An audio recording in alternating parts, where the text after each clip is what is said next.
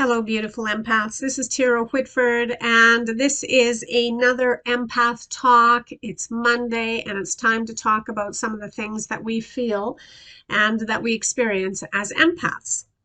So today I want to talk about, I got a phone call from one of my friends, and her mom is in hospice. And it reminded me of when my sister was in hospice, and I want to talk about an experience that I've had and that many people seem to have when we're getting close to death, or when as an empath we are feeling and witnessing those around us that are getting close to death.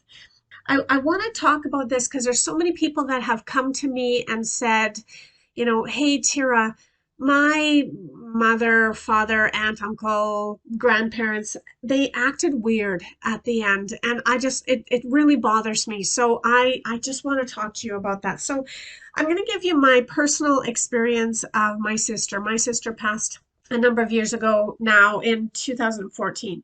And when she passed, before she passed, she wasn't quite herself. And I call this the default mode.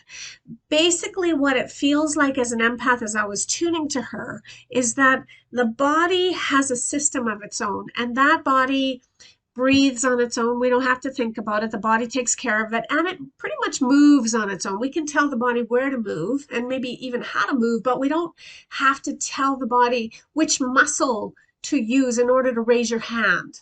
We don't have to do a lot of work. The body has a program inside of it that takes care of that typically for us. And so this is what I call the default mode. And near the end of my sister's life, she went into a default mode. What that means is we watched her. She could walk around a little bit. She could talk a little bit, but she wasn't making a lot of sense. She knew that she wanted candy, so she was asking for the candy men. We could understand that, but she didn't really recognize that. She didn't really engage in anything. They had to strap her to a chair so that she wouldn't fall out. And she really identified with children. Any children that were running around, she just wanted to go. It's like she Benjamin buttoned back. Like that default form is kind of that childlike form.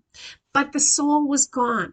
So I want to talk about this because if you're in a place where you are, and I'm going to put it like this, where you are privileged to be witness to someone when they pass, or when they are getting close to passing, and you see this, I don't want you to be worried about it. I just want you to know that this is just part of the body, and the soul has, in my sister's case, the soul had already left, and the body was just waiting for that window so that it could go too.